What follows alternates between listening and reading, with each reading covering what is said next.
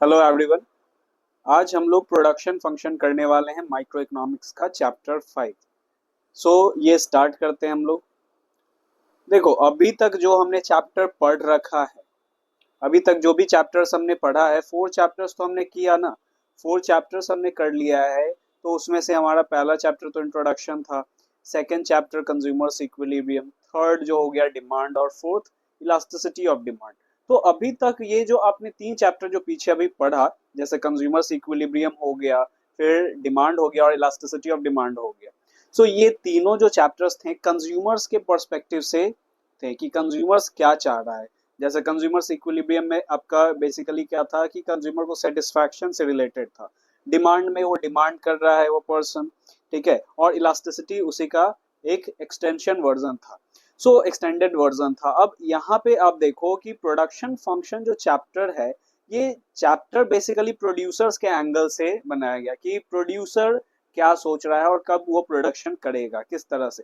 तो प्रोड्यूसर्स के एंगल से यहाँ पे या प्रोडक्शन के एंगल से हम लोग देखेंगे कि प्रोडक्शन कैसे बढ़ सकता है और प्रोडक्शन में कौन कौन से फैक्टर्स हमारे लगते हैं।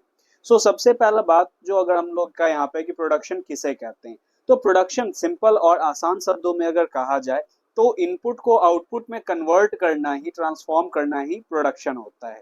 ठीक है, कोई भी रॉ मटेरियल्स है, रॉ मटेरियल्स को हम लोग फिनिश प्रोडक्ट्स में कन्वर्ट कर रहे हैं, दैट प्रोसेस इज प्रोडक्शन। अब यहाँ पे बात आया प्रोडक्शन फंक्शन। तो ऐसा टर्म आप पहले भी सुन चुके हो, जैसे डिमांड फंक्शन, है ना। डिमांड फंक्शन में आपने देखा था इंडिविजुअल डिमांड फंक्शन और मार्केट डिमांड फंक्शन। तो फंक्शन जहां पे भी लगता है वहां पे कोई ना कोई फंक्शनल रिलेशनशिप होता है। Production function is an expression of the technical relation between physical input and output of a good. कि जो भी आउटपुट है और इनपुट्स है, तो इनपुट और आउटपुट में क्या रिलेशन है, क्या फंक्शनल रिलेशन है, उसी को हम लोग प्रोडक्शन फंक्शन में पढ़ते हैं। जिसमें हमारा इसको रिप्रेजेंट किया जाता है ओ एक्स। ओ एक्स का मतलब क्या हो गया, आउटपुट ऑफ अ कॉमोडिटी। जैसे एक्स एक कॉमोडिटी हो गया, आउटपुट ऑफ एक्स, ठीक है। और यहाँ पे एफ जो हो गया वो फंक्शनल रिलेशनशिप हो गया, एफ फंक्शनल रिलेशनशिप। और I1 I2 I3 to IN ये जो हो गया इनपुट्स नीडेड फॉर आउटपुट, ठीक है। अब जैसे इसको थोड़ा सा अगर आप समझो, तो यहाँ पे मान लेते हैं कि प्रोडक्शन करना है, किस चीजों का प्रोडक्शन करना है, तो सपोज कर लो कि पेन का प्रोडक्शन करना है, ठीक है। अब पेन के प्रोडक्शन में क्या क्या इनपुट लग सकता है, तो इनपुट लग सकता है रॉ मटेरियल, है ना, इनपुट लग सकता है लेबर। तो इस तरह से इनपुट्स लग सकते हैं कि कितना रॉ मटेरियल कितना लेबर हम मिलाएंगे कि हमारा 10 पेन का प्रोडक्शन हो जाए। ये मेंशन रहेगा कि अगर मान लेते हैं कि 4 रॉ मटेरियल और यहाँ पे 2 लेबर रहेंगे, तो 10 पेन का प्रोडक्शन हो जाएगा। इस तरह से हम लोग इसमें पढ़ने वाले हैं कि कैसे प्रोडक्शन होता है और कौन कौन से फैक्टर से वो इन्फ्लुएंस्ड होता है। हमारा यहाँ पे एक छोटा टर्म है कि short run and long run. Short run और लॉन्ग रन क्या होता है, देखो शॉर्ट रन क्या है, एक ऐसा पीरियड है, it refers to a period in which output can be changed by changing only variable factors। वेरिएबल फैक्टर्स को भी अगर हम चेंज करते हैं तो आउटपुट को चेंज किया जा सकता है। अब ये वेरिएबल फैक्टर्स क्या है, जो वैरी करते हैं, जो टाइम टू टाइम वैरी करते हैं और उसमें ज्यादा इन्वेस्टमेंट हमारा नहीं लगा रहता है, वैसे फैक्टर्स को वेरिएबल फैक्टर्स कहते हैं। एक ऐसा पीरियड जिसमें हमारा क्या है कि अगर आउटपुट को बढ़ाना है, आउटपुट को चेंज करना है, तो वेरिएबल फैक्टर्स को चेंज करते हैं। जैसे मान लेते हैं कि अगर हम लोग क्या कर रहे हैं कि पेन का प्रोडक्शन कर रहे हैं, ठीक है, पेन का प्रोडक्शन अगर हम लोग कर रहे हैं, अगर 10 यहाँ पे 10 पेन का प्रोडक्शन किया जा रहा था, ठीक है, और 10 पेन के प्रोडक्शन से हमें बढ़ाना है, यहाँ पे मान लेते हैं कैपेसिटी फर्म का अच्छा खासा है, तो अभी सिर्फ 10 ही प्रोडक्शन किया जा रहा था। अभी इसे अगर अपने प्रोडक्शन को बढ़ाना है तो ये क्या कर देगा, रॉ मटेरियल को बढ़ा देगा, है ना। रॉ मटेरियल को बढ़ा देगा, लेबर्स को बढ़ा देगा, तो ज्यादा पेन का प्रोडक्शन होने लगेगा। अब ऐसा नहीं है ना कि पेन के प्रोडक्शन को बढ़ाने के लिए अब सीधा सीधा एक नया फैक्ट्री सेटअप कर दो, ठीक है। तो ऐसा नहीं, स्टार्टिंग में ऐसे नहीं होते हैं। तो शॉर्ट रन एक ऐसा पीरियड होता है जिसमें अगर हमें क्या करना है, आउटपुट को चेंज करना है, तो वेरिएबल फैक्टर्स को चेंज कर देंगे, यानी कि ये सभी वेरिएबल फैक्टर्स हो जाता है। और एक होता है फिक्स्ड फैक्टर। फिक्स्ड फैक्टर का मतलब क्या हो जाता है, जो फिक्स्ड है, जैसे फिक्स्ड एसेट्स हो जाते हैं बिजनेस में, जैसे प्लांट एंड मशीनरी हो गया, है ना, लैंड एंड बिल्डिंग्स हो गया, ये सभी को शॉर्ट रन में चेंज नहीं करना होता है। शॉर्ट रन में सिर्फ किसको चेंज करके हम प्रोडक्शन बढ़ा सकते हैं, तो जो भी वेरिएबल फैक्टर्स हैं सिर्फ उसी को चेंज करना है। लॉन्ग रन एक ऐसा पीरियड है जिसमें हमारा क्या हो जाता है, in which output can be change by changing all factors of production, कि अगर हमें आउटपुट को चेंज करना है तो सभी फैक्टर्स ऑफ प्रोडक्शन को क्या करना पड़ेगा, चेंज करना पड़ेगा। ठीक है, in the long run the firm can change its factory size, switch to new techniques of production, purchase new machinery, ये सभी हो सकता है। अब कुछ इंपॉर्टेंट बातें हैं जो शॉर्ट रन और लॉन्ग रन के बारे में। तो यहाँ पे क्या है कि the distinction between short run and long run does not refer to a calendar period and is not based on a fixed time span. अब यहाँ पे क्या बोला गया कि लॉन्ग रन और शॉर्ट रन कोई कैलेंडर पीरियड के अकॉर्डिंग नहीं है कि 1 साल आपका शॉर्ट रन होगा और 5 साल आपका लॉन्ग रन होगा, ऐसा नहीं है। ठीक है, तो एक एग्जांपल यहाँ पे अगर आप देखो कि एक फैक्ट्री के लिए, एक मान लेते हैं सू मैन्युफैक्चरिंग फर्म है, उसके फैक्ट्री के लिए उसका जो मान लेते हैं कि वहां पे प्रोडक्शन उसका अगर 10 साल भी शॉर्ट रन हो सकता है ना, कि अभी अगर हमें प्रोडक्शन बढ़ाना है, ठीक है, तो हमें फैक्ट्री नया सेटअप करने का जरूरत नहीं है। ठीक है, क्योंकि वहां पे डिमांड वगैरह पे डिपेंड करता है कि अभी तो मान लेते हैं हमने फैक्ट्री हम लोग स्टार्ट किए हैं, सो फैक्ट्री स्टार्ट किए हैं तो ऐसा जरूरी नहीं है कि अचानक से डिमांड बहुत ज्यादा हो जाएगा, धीरे धीरे होता है। तो अभी कैपेसिटी है मान लेते हैं कि उस फर्म का एक दिन में प्रोडक्शन करने का 1,000 कैपेसिटी है प्रोडक्शन करने का, लेकिन डिमांड ही उतना नहीं है, डिमांड आ रहा है 100-200 इस तरीके से आ रहा है। तो अभी 100-200 डिमांड आ रहा है तो 100-200 ही बनाएगा, लेकिन कैपेसिटी उसका 1,000 है। तो अगर जैसे जैसे डिमांड उसका बढ़ रहा है उस प्रोडक्ट का, है ना, तो 200 से मान लेते हैं 400 हो गया, तो 400 अगर हो गया तो भी हमें नया फैक्ट्री लगाने की जरूरत नहीं है, 1,000 तक आराम से उसी में वेरिएबल फैक्टर्स को चेंज करके वो काम कर सकता है। तो उसके लिए 10 साल भी शॉर्ट रन हो सकता है। लेकिन एक एक जो वीट का प्रोडक्शन हो रहा है, ठीक है, तो अगर वीट राइस इन सभी का अगर प्रोडक्शन किया जा रहा है तो इसके लिए 1 साल भी लॉन्ग रन होगा, है ना, 1 साल भी क्या होगा, लॉन्ग रन होगा। लेकिन वहीं पे फैक्ट्री के लिए 10 साल भी हो सकता है कि शॉर्ट रन ही हो। तो ये वैरी करता है ना, एक तो पहला तो हो गया कैलेंडर पीरियड पे बेस्ड नहीं है, दूसरा है ये फर्म टू फर्म वैरी करता है, ये हर जगह वैरी करता है, कोई फिक्स्ड टाइम स्पैन नहीं है, ये वैरी कर सकता है। So the period is rather functional concept and depends on production condition. It varies from firm to firm and industry to industry. हर एक इंडस्ट्री के लिए अलग होगा, फर्म के लिए अलग होगा। Next variable factors. सो अभी हमने बात किया वेरिएबल फैक्टर का, तो वेरिएबल फैक्टर ऐसा फैक्टर है जिसको शॉर्ट रन में चेंज किया जा सकता है, जो वैरी करता है, चेंज होते रहता है। ये आउटपुट से डायरेक्टली रिलेटेड होता है, जैसे रॉ मटेरियल्स हो गए, कैजुअल लेबर्स हो गया, पावर, फ्यूल एटसेट्रा, ये सभी चीजें हो गई, है ना। फिर उसके बाद इसमें है कि it very directly with the output. It must be noted that variable factor are not required in case of zero output. So ये भी ध्यान में रखना है कि वेरिएबल फैक्टर का जरूरत नहीं होता है जब आउटपुट क्या हो, जीरो हो। ठीक है, फैक्टर ही नहीं होगा तो आउटपुट ऐसे भी जीरो हो जाएगा। नेक्स्ट है fixed factor, refer to those factor which can not be changed in a short run. So fixed factor ऐसे फैक्टर्स हैं जिसको शॉर्ट रन में चेंज नहीं किया जाता है। For example plant, machinery, land and building, they do not vary directly with output. They do not change whether the level of output rises or falls or becomes zero. So अब यहाँ पे fixed factor जो है वो change नहीं होता है, चाहे यहाँ प्रोडक्शन जीरो भी क्यों ना हो जाए, वो तो लगेगा ही लगेगा, फिक्स्ड फैक्टर तो लगता ही लगता है। जैसे एग्जांपल के तौर पे आप देख लो कि मान लेते हैं कि आपने एक फैक्ट्री रेंट पे लिया है, ठीक है, या एक जगह रेंट पे लिया हुआ है, आपका अगर प्रोडक्ट नहीं सेल हो रहा है, डिमांड नहीं आ रहा है, ठीक है, या आप प्रोडक्शन ही नहीं कर रहे हो, आपने रेंट पे लिया है, तो आपको हर हाल में वहां का रेंट देना पड़ेगा या नहीं देना पड़ेगा, है ना। तो वो जो हो गया दैट इज फिक्स्ड फैक्टर, हर हाल में आपका प्रोडक्शन हो या ना हो वो तो खर्च जाएगा ही जाएगा आपका। तो ऐसे फैक्टर्स हो जाते हैं फिक्स्ड फैक्टर, जो आउटपुट से डिपेंड नहीं करते हैं कि आउटपुट बढ़ रहा है या घट रहा है, उससे उसको फर्क नहीं पड़ता है। नेक्स्ट है कॉन्सेप्ट ऑफ प्रोडक्ट। अब यहाँ पे प्रोडक्शन में हम लोग प्रोडक्ट के बारे में समझेंगे कि प्रोडक्ट किसे कहते हैं। सो प्रोडक्ट का मतलब क्या होगा, it refers to volume of goods produced by a firm और industry during a specified period of time. So product जो हो जाते हैं तो आप समझ गए कि कोई भी फर्म के लिए जिस चीज का भी वो प्रोडक्शन कर रहा है, जिस चीज को सेल करेगा, जो भी गुड्स जो होंगे उसके लिए वो क्या हो जाएगा, प्रोडक्ट हो जाएगा। जैसे ये पेन इंडस्ट्री के लिए क्या हो गया, ये पेन प्रोडक्ट हो गया। ठीक है, अब ये प्रोडक्ट में को भी 3 एंगल से हम लोग समझ सकते हैं। एक है टोटल प्रोडक्ट, तो टोटल प्रोडक्ट का मतलब क्या हो गया? Total product refers to total quantity of a commodity produced by a firm during a period of time with a given number of input। यानी कि जितने भी अलग अलग इनपुट है, जैसे 2 लगाया, 4 लगाया, 6 लगाया, अलग अलग इनपुट जितना जितना लगा रहा है तो उसके अकॉर्डिंग प्रोडक्शन होगा। 2 इनपुट लगाया तो मान लेते हैं 5 प्रोडक्शन हो पाया, 4 इनपुट लगाया तो हो सकता है 10 प्रोडक्शन हो पाया, 6 लगाया तो हो सकता है 15 इनपुट, इस तरीके से बढ़ रहा है। ठीक है, तो टोटल टोटल अगर हम लोग देखेंगे, टोटल अभी तक कितना हो गया? ठीक है, तो टोटल प्रोडक्ट हमारा कितना बना, जितने भी हमारे अलग अलग, ये एक पर्टिकुलर पीरियड ऑफ टाइम के लिए हो रहा है। ठीक है, अलग अलग इनपुट्स पे हो रहा है, तो इसे हम लोग क्या कह सकते हैं? TP is equals to summation of MP. ये कॉन्सेप्ट आपका कंज्यूमर इक्विलिब्रियम से मैच करता है।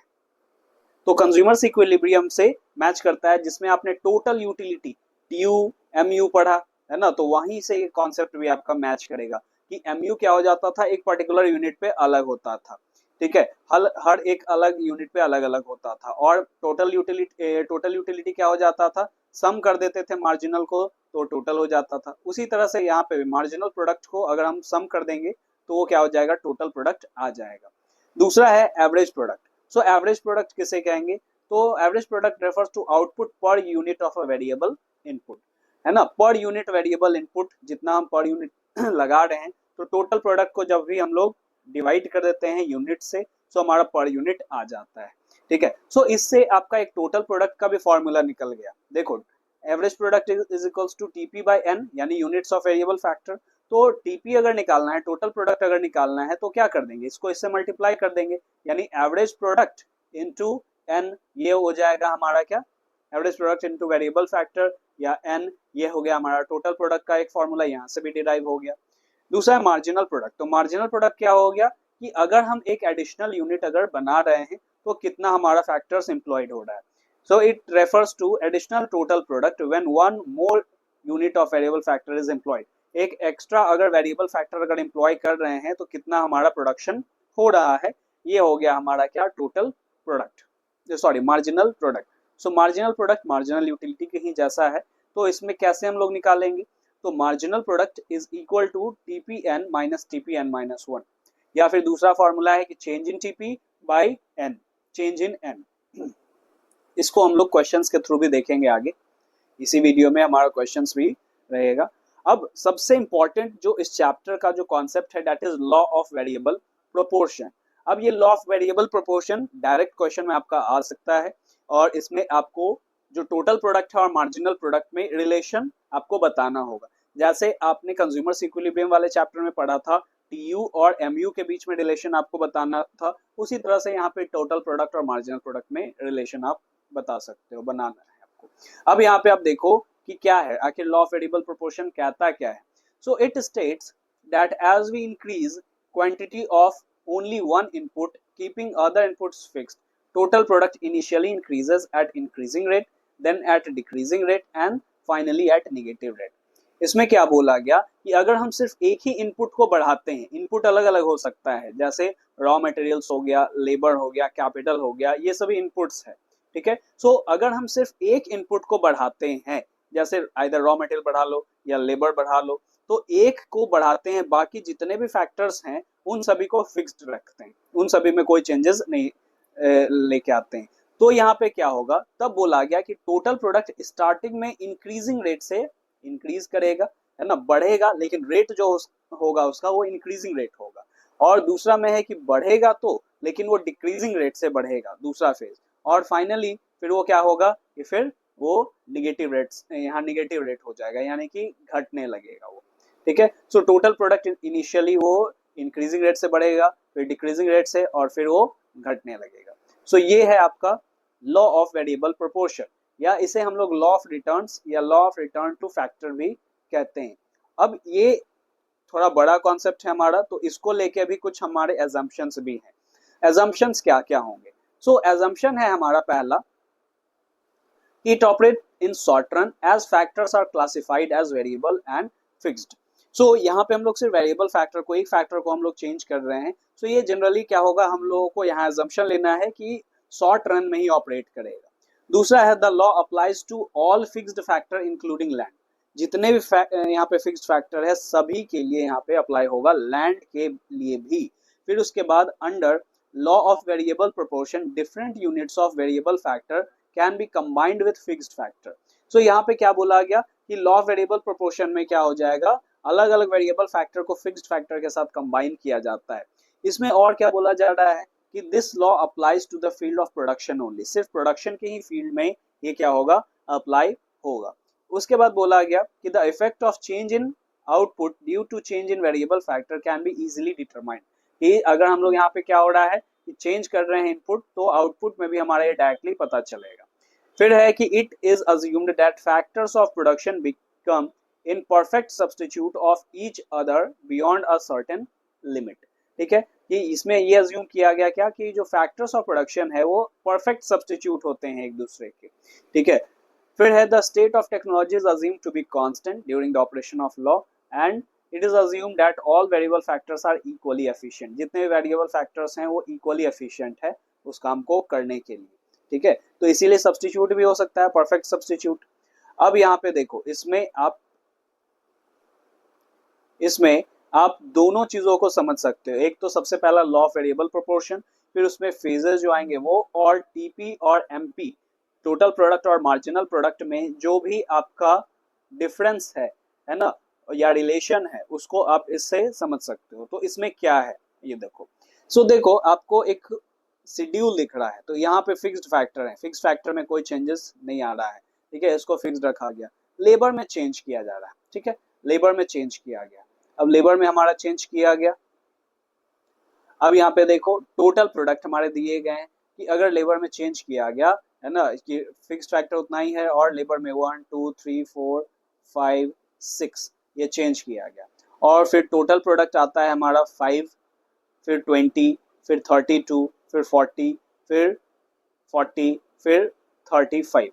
ठीक है, अब यहाँ पे देखो मार्जिनल प्रोडक्ट फिर 5 हो गया। मार्जिनल प्रोडक्ट हम लोग निकालते कैसे हैं, तो मार्जिनल प्रोडक्ट कैसे निकालते हैं, तो मार्जिनल प्रोडक्ट हम लोग क्या करते हैं, टीपी को माइनस कर देते हैं, ये ऐसे इसको हम लोग माइनस कर देंगे तो ये आ जाएगा टीपी। जैसे यहाँ पे देखो कैसे, 5 तो पहला में तो सेम रहेगा, दूसरा में यहाँ पे क्या हो गया 20 माइनस 5, तो मार्जिनल हमारा आ गया, मार्जिनल प्रोडक्ट 15 आ गया।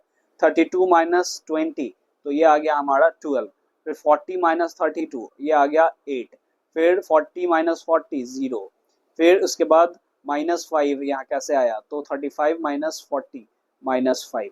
सो इस तरीके से जब आप देखोगे ये चीज़ों को तो आपको ये पता चलेगा टीपी और एमपी के रिलेशन को। तो क्या बोला गया कि टीपी पहले क्या होता है, इनिशियली इंक्रीजिंग रेट से बढ़ता है, और जहां से वो चेंज हो जाता है तो उसको पॉइंट ऑफ इन्फ्लेक्शन कहते हैं। ये जो पॉइंट क्यू दिख रहा है आपको कोई यहाँ पे ग्राफ में, ये हो गया आपका क्या, ये जो है ये आपका क्या शो कर रहा है, पॉइंट ऑफ इन्फ्लेक्शन, यानी कि यहाँ से अब रेट वो चेंज कर रहा है। ठीक है, पहले फेज को increasing return to a factor कहते हैं। ठीक है, इंक्रीजिंग रिटर्न टू फैक्टर, ये फेज में क्या हुआ, देखो वेरिएबल फैक्टर्स में चेंज आया है तो टोटल प्रोडक्ट इंक्रीजिंग रेट से बढ़ा, पहले कितना बढ़ा, 15 से बढ़ गया। ठीक है, तो ये इंक्रीजिंग रेट से बढ़ रहा था यहाँ तक, क्यू तक, है ना, सेकंड यूनिट तक ये क्या हुआ, सेकंड यूनिट तक इंक्रीजिंग रेट से बढ़ा। उसके बाद फिर बढ़ा तो है, 20 से 32 हुआ है ना, 20 से 32 हुआ है, लेकिन देखो रेट क्या हो गया 12, पहले 15 से बढ़ गया। ठीक है, और अब कितना से बढ़ रहा है, 12 से ही बढ़ रहा है। फिर 32 से 40 फिर बढ़ा है, लेकिन फिर कितने से बढ़ा, 8 से ही बढ़ा है। ठीक है, 32 से 40 हुआ, लेकिन कितने से बढ़ा, 8 से ही बढ़ा। यानी पहले इंक्रीजिंग रेट से बढ़ता है, फिर डिक्रीजिंग रेट से बढ़ता है ना, डिक्रीजिंग रेट से बढ़ तो रहा है लेकिन वो जो रेट है वो कम हो गया। स्टार्टिंग वाले में 15 से बढ़ गया था, यानी इंक्रीजिंग रेट से बढ़ा, और सेकंड वाले में फिर 12 8 इस तरीके से बढ़ रहा है। और एक ऐसा पॉइंट है जो मैक्सिमम टीपी होगा जहाँ पे वो बढ़ेगा ही नहीं, जीरो हो जाएगा, है ना, तो 40 4 और 5 में देखो 40 ही दिखेगा, 4 और 5 में 40 दिख रहा है। तो जो यहाँ पे लास्ट यहाँ पे हम लोग देखेंगे जो सबसे ज्यादा मैक्सिमम है टीपी, मैक्सिमम यहाँ पे कितना हो गया 40 है। ठीक है, और उसी फेज में फिर हमारा मार्जिनल प्रोडक्ट देखोगे तो ये क्या हो जा रहा है, जीरो हो जा रहा है। मार्जिनल प्रोडक्ट क्या है, ये जीरो है। 5 यूनिट पे टीपी मैक्सिमम है, टीपी कितना है 40 है, और मार्जिनल प्रोडक्ट क्या है हमारा जीरो हो गया। ठीक है, फिर उसके बाद आगे देखोगे तो फिर यहाँ पे दिखेगा कि ये घटने लगा 40 से फिर 35 हो गया, तो एमपी जो है यहाँ पे मार्जिनल प्रोडक्ट जो है वो क्या हो गया, माइनस में चला गया। ठीक है, सो अब इससे हम लोग रिलेशन भी डिराइव कर लेते हैं। तो रिलेशन डिराइव करते हैं कि जब तक टीपी इंक्रीजिंग रेट से बढ़ता है तो मार्जिनल प्रोडक्ट बढ़ते रहता है। देखो मार्जिनल प्रोडक्ट बढ़ रहा है ना, ये मार्जिनल प्रोडक्ट 5 से 15 हुआ है ना, जब टीपी बढ़ रहा था इंक्रीजिंग रेट से, तो इंक्रीजिंग रेट से जब बढ़ा, यहाँ ग्राफ में देखना कि इंक्रीजिंग रेट से जब ये बढ़ा, इंक्रीजिंग रेट से जब ये बढ़ा तो फिर क्या हो गया कि इंक्रीजिंग रेट से जब टीपी बढ़ा तो मार्जिनल प्रोडक्ट क्या हो रहा था, बढ़ रहा था। ठीक है, और फिर जब वो डिक्रीजिंग रेट से बढ़ने लगा तो मार्जिनल प्रोडक्ट फिर क्या होने लगा, डाउन आने लगा। मार्जिनल प्रोडक्ट क्या आने लगा, यहाँ पे देखो मार्जिनल प्रोडक्ट डाउन आने लगा, है ना, ये डाउन आ रहा है। सो यहाँ पे आप देख सकते हो कि जब तक टीपी जो है वो इंक्रीजिंग रेट से बढ़ रहा है तो मार्जिनल प्रोडक्ट बढ़ रहा है। दूसरा, जब टीपी डिक्रीजिंग रेट से बढ़ने लगा तो मार्जिनल प्रोडक्ट घटने लगा। फिर एक और रिलेशन कि जब टीपी मैक्सिमम होगा तो एमपी जीरो होगा, और जब टीपी घटने लगेगा तो मार्जिनल प्रोडक्ट निगेटिव हो जाएगा। यही रिलेशन है, 3-4 रिलेशन जो आप ग्राफ से ही पता कर सकते हो। सिंपल सिंपल आप ग्राफ से यहाँ पे पता कर सकते हो। कैसे, क्या हुआ, तो देखो सबसे पहला कि टीपी इंक्रीजिंग रेट से इंक्रीज कर रहा था तो मार्जिनल जो प्रोडक्ट है वो भी क्या हो रहा है, बढ़ रहा है। ठीक है, दूसरा दूसरा क्या हुआ, जब टीपी डिक्रीजिंग रेट से बढ़ने लगा तो मार्जिनल प्रोडक्ट घटने लगा। फिर उसके बाद जब टीपी, तीसरा चीज क्या हो गया, जब टीपी मैक्सिमम हो गया तो मार्जिनल प्रोडक्ट जीरो हो गया। चौथा, जब टीपी घटने लगा तो मार्जिनल प्रोडक्ट निगेटिव हो गया। सो यही 4 रिलेशन है, इस 4 रिलेशन को बता दोगे आपका काम आसान हो जाएगा, आप इजीली इसको एक्सप्लेन कर सकते हो। अब इसी को आगे बोला गया कि increasing returns to a factor, जब क्या होता है कि टीपी इंक्रीजिंग रेट से इंक्रीज करते रहता है उसे क्या कहते हैं, increasing rate return to a factor, इसे फेज 1 भी कह सकते हैं। सो फेज 1 में क्या हो गया, टीपी इंक्रीजिंग रेट से इंक्रीज कर रहा है और मार्जिनल जो प्रोडक्ट है वो क्या हो रहा है, वो भी राइज कर रहा है। As seen in given schedule and diagram, one labor produces 5 units while 2 labor produces 20 units. It implies that TP increases at increasing rate till point Q and MP rises till it reaches to maximum point P, which marks the end of first phase. तो यहाँ पे देखो ये जो था, यहाँ पे अगर टीपी में देखें तो यहाँ पे Q और यहाँ पे देखें तो M मार्जिनल प्रोडक्ट में यहाँ पे P आ गया। ठीक है, सो फेज 1 वहीं पे एंड हो जाता है जहां पे मार्जिनल प्रोडक्ट मैक्सिमम होता है। तो मार्जिनल प्रोडक्ट जब मैक्सिमम होगा तो उसी पॉइंट से चेंज होता है क्या, टीपी का रेट। तो मार्जिनल प्रोडक्ट जब मैक्सिमम होगा वो पॉइंट पी है, उसी पॉइंट पे टीपी पे पॉइंट ऑफ इन्फ्लेक्शन शो होता है। दूसरा आते हैं कि डिमिनिशिंग रिटर्न टू फैक्टर। दूसरा क्या है, phase 2 diminishing return to factor. इसमें क्या होता है, टीपी बढ़ता तो है लेकिन डिमिनिशिंग रेट से, एंड मार्जिनल प्रोडक्ट क्या होता है, फॉल करता है जब हम वेरिएबल्स को बढ़ाते हैं तो। ठीक है, सो इसको diminishing return to a factor कहते हैं हम लोग सेकेंड फेज को। The second phase ends at point S when MP is zero. तो मार्जिनल प्रोडक्ट जब जीरो होगा तो वो क्या हो जाता है, हमारा सेकेंड फेज एंड होता है, और जहाँ पे टीपी मैक्सिमम होता है। सो जिस केस में, इस केस में हम लोग 40 यूनिट्स देख सकते हैं maximum. Second phase is very crucial as a rational producer will always aim to produce in this phase because TP is maximum and marginal product of each variable is positive.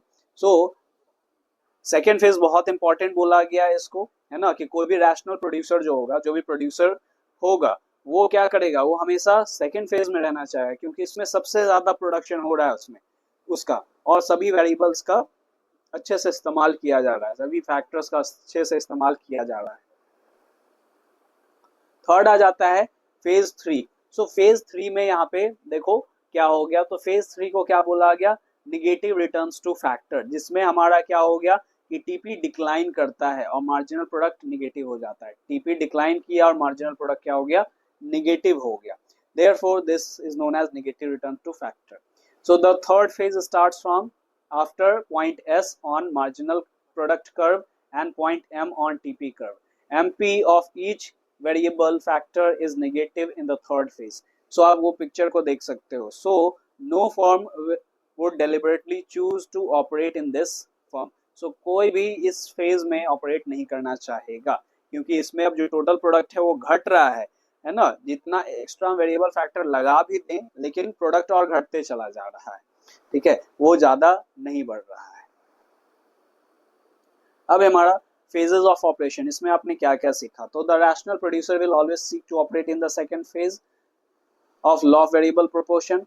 In the first phase, employment of every additional unit of variable factor gives more and more output, that is marginal product increases. It means there is scope for more profit if production is increased with more units of a variable factor. So first factor में first phase में हमारा ये होता है, और भी extra लगाएंगे तो इंक्रीजिंग रेट से बढ़ रहा था हमारा। In the third phase, marginal product of each variable factor is negative, so this phase is ruled out on the ground of technical inefficiency, and rational producer will never produce in third phase.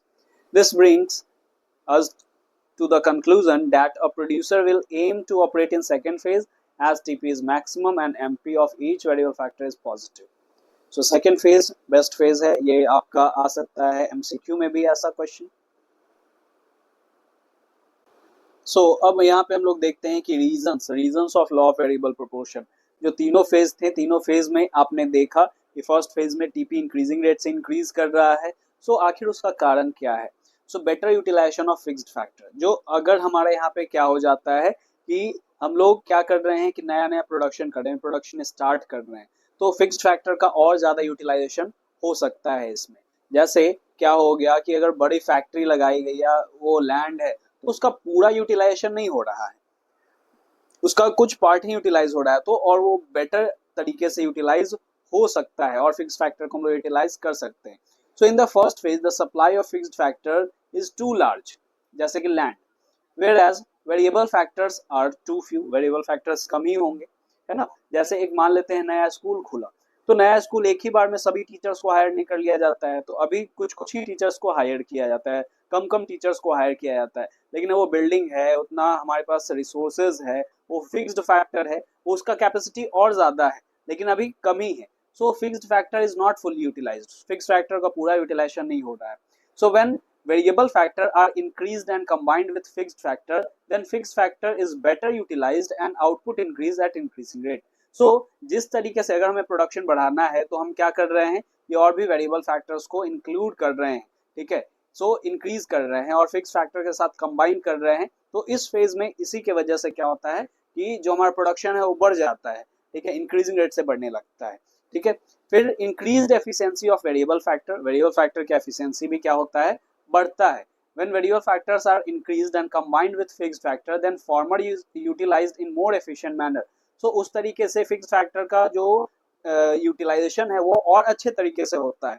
जैसे एक building है, उसमें जैसे एक school है, तो अब वो स्कूल है, उसमें क्लासरूम्स हैं। अब टीचर्स मान लेते हैं 4 टीचर्स थे स्टार्टिंग में, अब 4 से 10 टीचर कर दिया गया, तो अब फिक्स्ड फैक्टर का और अच्छे से यूटिलाइजेशन होगा, है ना। हर पीरियड प्रॉपर हो पाएंगे, फिर उसके बाद क्लासेस अच्छे से ऑर्गेनाइज हो पाएंगे और वो तेजी से प्रोडक्शन बढ़ सकता है, ठीक है। कि अब जितने ज्यादा टीचर्स आए, लोग अब उसमें ज्यादा से ज्यादा बच्चों का एडमिशन करवा रहे हैं। इसी तरीके से हर जगह होता है, फैक्टरीज में भी ये चीजें देखने को मिलती है कि जब वेरिएबल फैक्टर्स को बढ़ाया जाता है तो वेरिएबल फैक्टर्स का भी एफिशिएंसी बढ़ जाता है ना। कि और क्योंकि अब उनके पास थोड़ा थोड़ा चैलेंजेस आ रहा है, काम आ रहा है, अभी स्टार्टिंग का काम है तो ज्यादा बर्डन भी नहीं है, तो इस तरीके से आउटपुट क्या हो जाएगा, बढ़ जाता है।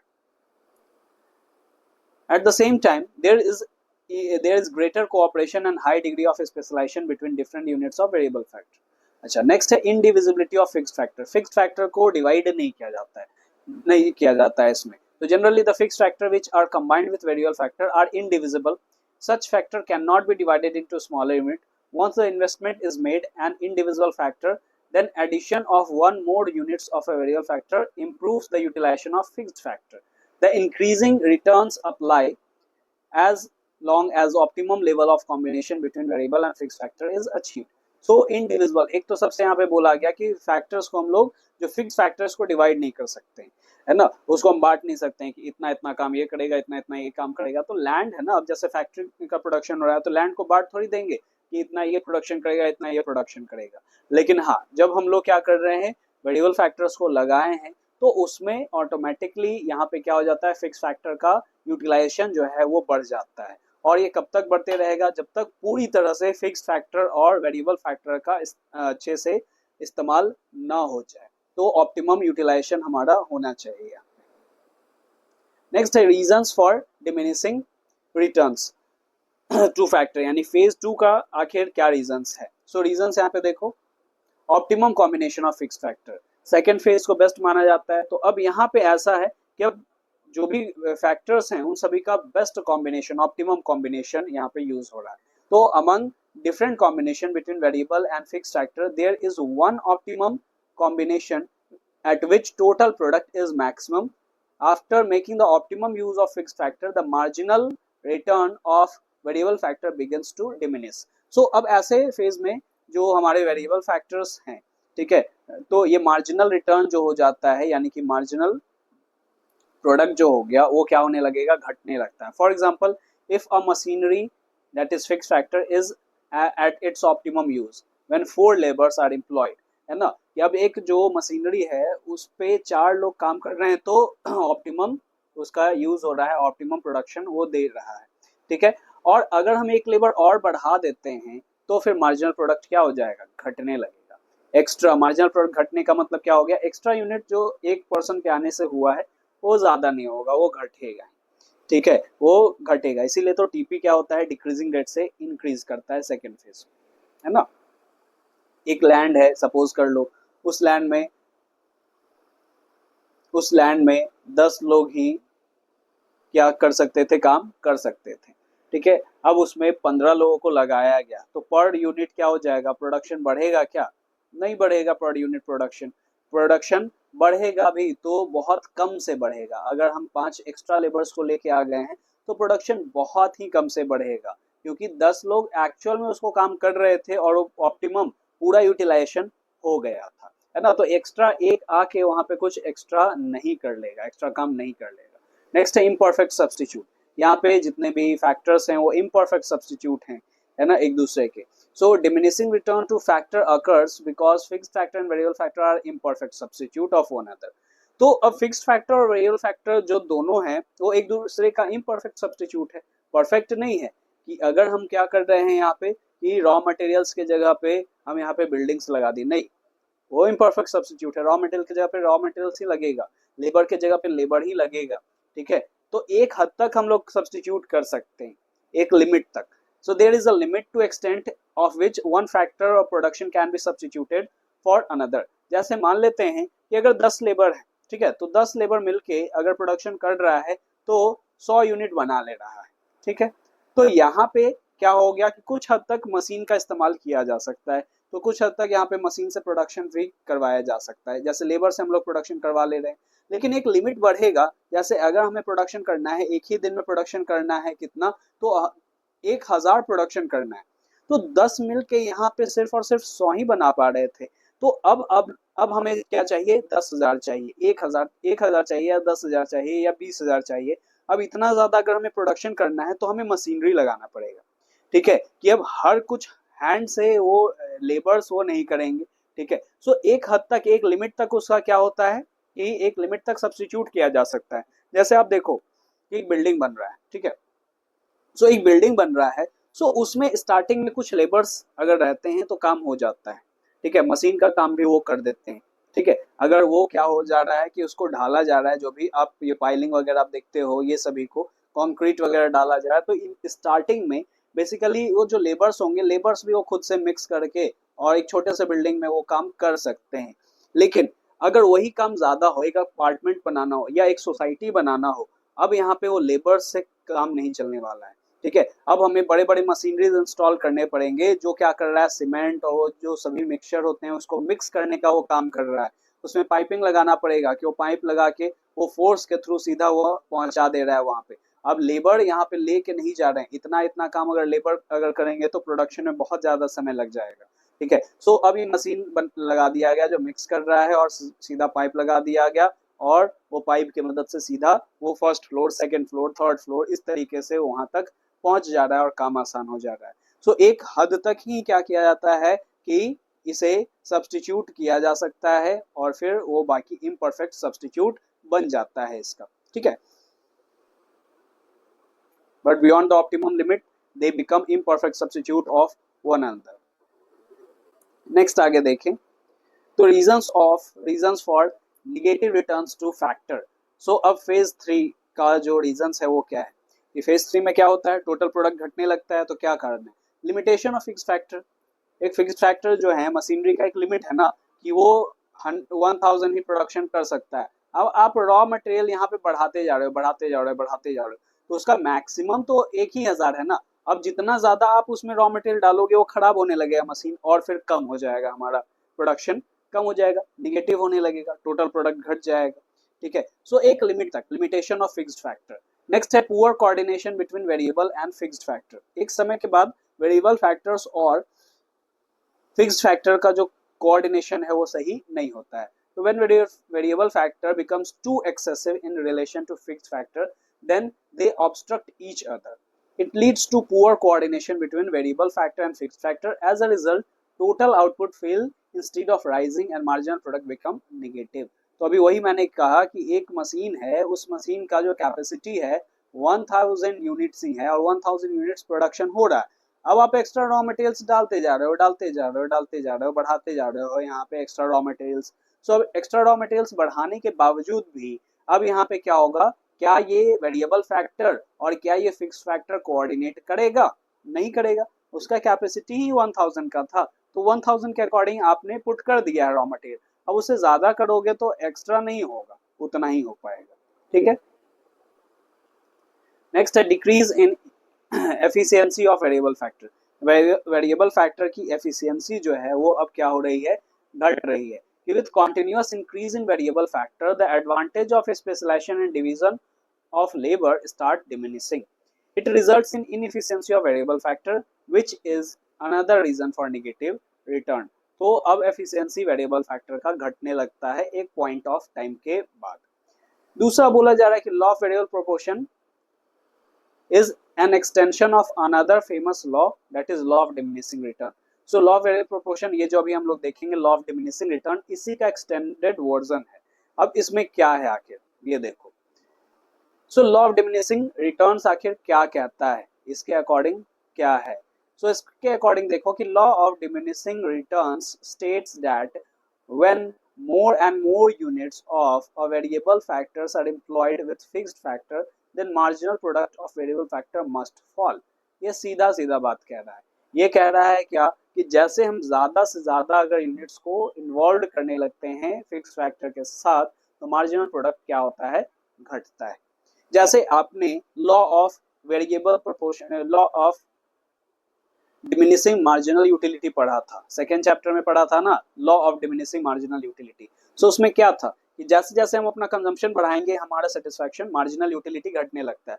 तो यहाँ पे मार्जिनल प्रोडक्ट है, जैसे जैसे हम लोग क्या करेंगे, ज्यादा से ज्यादा यूनिट्स ऑफ वेरिएबल को एम्प्लॉय करेंगे फिक्स फैक्टर के साथ तो मार्जिनल प्रोडक्ट भी घटने लगेगा।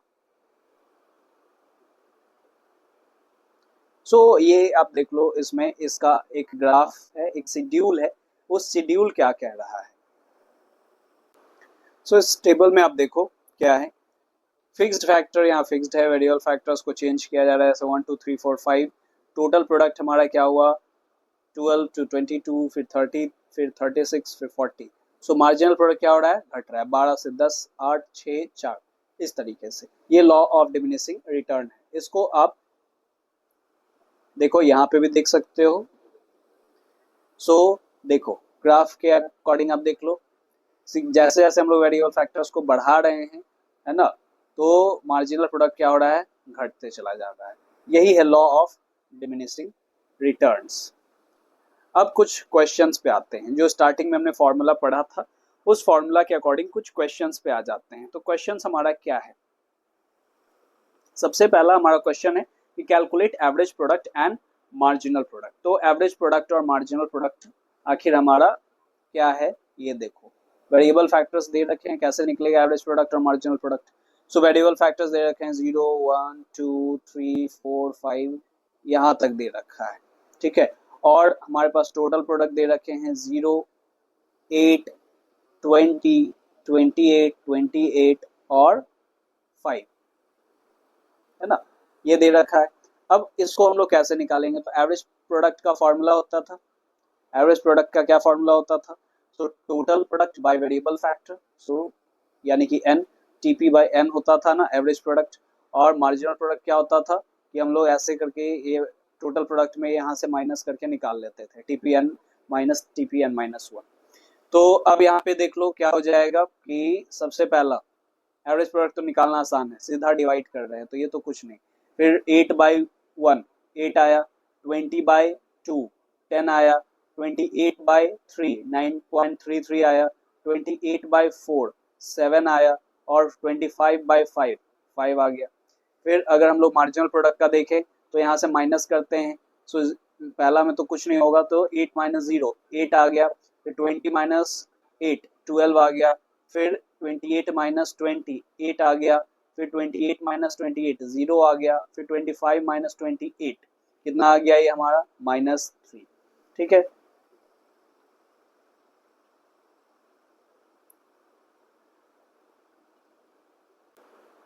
फिर है हमारा यहाँ पे देखो दूसरा क्वेश्चन, इसमें हमें टीपी और एपी निकालना है, टोटल प्रोडक्ट और एवरेज प्रोडक्ट निकालना है, मार्जिनल प्रोडक्ट हमारा दे रखा है। सो अब देखो हमारा वेरिएबल फैक्टर 1 to 7 दे रखा है और मार्जिनल प्रोडक्ट ये दे रखा है। तो टीपी कैसे निकलता है? तो टीपी समेशन ऑफ एमपी। सो यहाँ पे आप देख लो क्या है, यहाँ पे हमारा एमपी है 24, तो पहले फेज पे तो 24 ही रहेगा टीपी, फिर 24 प्लस 20 44 20, फिर 44 प्लस 16 60, फिर 60 प्लस 12 72, फिर 72 प्लस 8 80, फिर 80 प्लस 0 80, है ना, फिर उसके बाद 80 माइनस 8 72, ये हो गया। फिर ए टीपी निकल गया तो एवरेज प्रोडक्ट तो निकल ही जाएगा। कैसे निकालते हैं? इसको डिवाइड कर देंगे वेरिएबल फैक्टर से, 24/1, फिर 44/2, फिर उसके बाद 60/3, इसी तरह से हम लोग एवरेज प्रोडक्ट निकाल लेंगे। ठीक है, फिर उसके बाद थर्ड क्वेश्चन देखते हैं। थर्ड क्वेश्चन में ही इसमें स्टूडेंट्स को प्रॉब्लम होता है कि मिसिंग फिगर निकालना है। अब मिसिंग फिगर कैसे हम लोग निकालेंगे? तो यहाँ पे आप देखोगे तो जो रेड में दिए हुए हैं वो हमारे एक्चुअल में डेटा दिया हुआ है और डैश डैश जो है वो हमें फाइंड करना है। अब इतना ज़्यादा फाइंड करना है, डैश तो बहुत ज़्यादा है। तो अब देखो कैसे हम लोग इसको निकालेंगे। तो सबसे पहला हमें सभी का फॉर्मूला पता होना चाहिए। तो अब देखो कि जीरो लेवल पे तो सभी तो जीरो ही होगा, कि हमारा वेरिएबल फैक्टर नहीं है, टीपी जीरो है, बाकी सब हमारा अब जीरो ही हो गया। ठीक है, अब यहाँ पे टीपी मान लो कि गिवन भी हो, तो टीपी हो गया हमारा जीरो, तो बाकी सभी जीरो हो गए। फिर उसके बाद अगर यहाँ पे हमारा क्या हो गया 1 है और यहाँ पे एपी 5 दे रखा है, एपी दे रखा है क्या 5। अब एपी से टीपी निकलता है ना, कैसे? तो देखो टीपी बाई वेरिएबल फैक्टर, तो टीपी कैसे निकल जाएगा? एपी इंटू वेरिएबल फैक्टर करेंगे तो हमारा निकल जाएगा। तो AP into variable factor 5 into 1 करेंगे तो यहाँ पे हमारा 5 टीपी आ गया, और टीपी आ गया तो 5 माइनस 0 5 एमपी भी आ गया इस लेवल पे। ठीक है, फिर उसके बाद देखो आगे कि हमारा क्या और दिया हुआ है क्वेश्चन में, एमपी यहाँ दे रखा है 8 दे रखा है। ठीक है, तो अब क्या करते हैं हम लोग 5 प्लस 8 करेंगे तो टीपी निकल जाएगा 13, है ना, क्योंकि समेशन होता है एमपी का टीपी। तो 5 प्लस 8 किया हमने तो निकल गया कितना 13 निकल गया। अब और क्या दे रखा है? फिर 4 दे रखा है तो 13 प्लस 4 13 प्लस 4 17, ये भी निकल गया। फिर उसके बाद और क्या डेटा दे रखा है? अब उसके बाद फिर से हमारा टीपी दे रखा है 25, सो अब 25 माइनस 17, सो 25 माइनस 17 ये निकल गया यहाँ पे 8, है ना। फिर उसके बाद और क्या हमारे पास डेटा दे रखा है? फिर 5 दे रखा है, तो जैसे 25 प्लस 5 30 हो गया, फिर 30 प्लस 0 30 हो गया, फिर उसके बाद 30 माइनस 4 26 हो गया। सो ये तो निकल गया, और टीपी जब निकल जाएगा तो एपी नहीं निकल जाएगा। सिर्फ हमको क्या, हम लोगों को क्या करना है, टीपी को इससे डिवाइड कर देना है, जितना जितना जहाँ पे भी था तो वहाँ डिवाइड कर देना है। जैसे हमने 13 बाई हमने क्या किया, हमें करना है 13/2, तो 13/2 6.50, फिर 17/3 5.67, फिर उसके बाद 25/4 6.25, फिर 30/5 6, 30/6 5, फिर 26/7 3.71, ये भी हमारा निकल जाएगा। सो इस तरह से हमने सभी क्वेश्चंस कर लिया, ठीक है। सो हमारा जो चैप्टर है प्रोडक्शन फंक्शन, वो भी चैप्टर हमारा फाइनली खत्म हो गया। अगर इससे रिलेटेड कोई भी आपको इशू है सो आप कमेंट में मेंशन कर सकते हो। आप पर्सनली मुझसे ये इंस्टाग्राम से भी जुड़ सकते हो, वहाँ पे भी अगर कोई क्वेश्चंस है तो आप डायरेक्टली फ़ोटो भी क्लिक करके आप वहाँ पे डाल दो और मैं वहाँ पे जवाब आपको ज़रूर दूंगा। Okay, thanks for watching, thank you everyone.